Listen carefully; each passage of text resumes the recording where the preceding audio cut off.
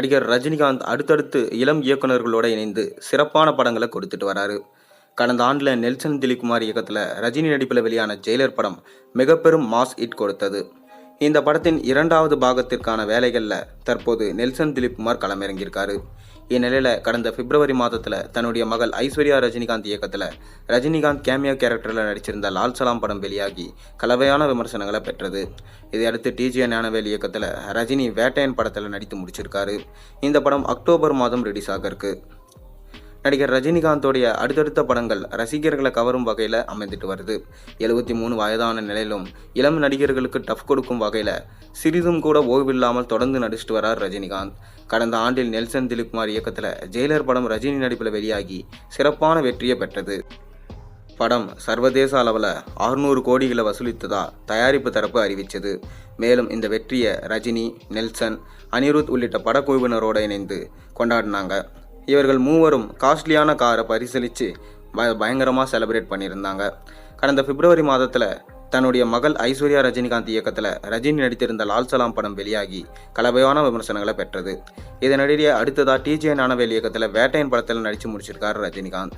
இந்த படம் அக்டோபர் மாதம் வெளியாக உள்ள நிலையில் முன்னதாக லைக்கா நிறுவனம் அறிவிச்சிருந்தாங்க. இந்நிலையில் இந்த படம் அக்டோபர் 10ஆம் தேதி சர்வதேச அளவில் ரிலீஸ் ஆக உள்ளதா தற்போது தகவல்கள் வெளியாகியிருக்கு. இது குறித்து அதிகாரப்பூர்வ அறிவிப்பை தயாரிப்பு தரப்பு விரைவிலே வெளியிடும் அப்படின்னு சொல்லிட்டு எதிர்பார்க்கப்படுது. மேலும் முன்னதாக இந்த படத்தோட ஷூட்டிங் நிறைவடைந்த சூழலில் படத்தின் அடுத்தடுத்த அப்டேட்களை படக்குழுவினர் வெளியிடுவார்கள் என்று விரைவிலே படத்தோட ஃபர்ஸ்ட் சிங்கிள், டீசர், ட்ரெய்லர், இசை வெளியீடு குறித்த அறிவிப்புகள் வெளியாகும் என்றும் எதிர்பார்க்கப்படுது. அடுத்ததாக லோகேஷ் கனகராஜ் இயக்கத்தில் கூலி படத்தில் ரஜினிகாந்த் இணைய இருக்காரு. இந்த படத்தோட அறிவிப்பும் பல மாதங்களுக்கு முன்னதாக வெளியான சூழலில் படத்தோட ஷூட்டிங் ஜூலை மாதத்தில் துவங்க உள்ளதா முன்னதாக தனது பேட்டி ஒன்றில் இயக்குனர் லோகேஷ் கனகராஜ் தெரிவிச்சிருக்காரு.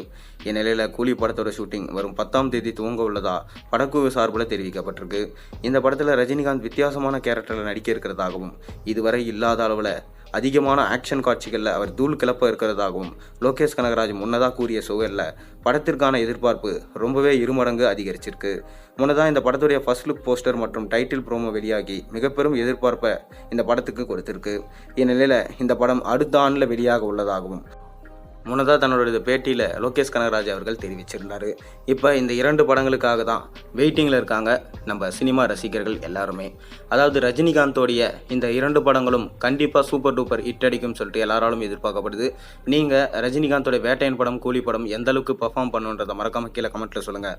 மேலும் சேனலில் போகிற வீடியோஸ் மறக்காமல் சப்ஸ்கிரைப் பண்ணுங்கள், லைக் பண்ணுங்கள், பெல் ஐக்கனை ப்ரெஸ் பண்ணுங்கள். அப்போ தான் போகிற வீடியோஸ் நோட்டிஃபிகேஷனாக உங்களுக்கு வந்து சேரும்.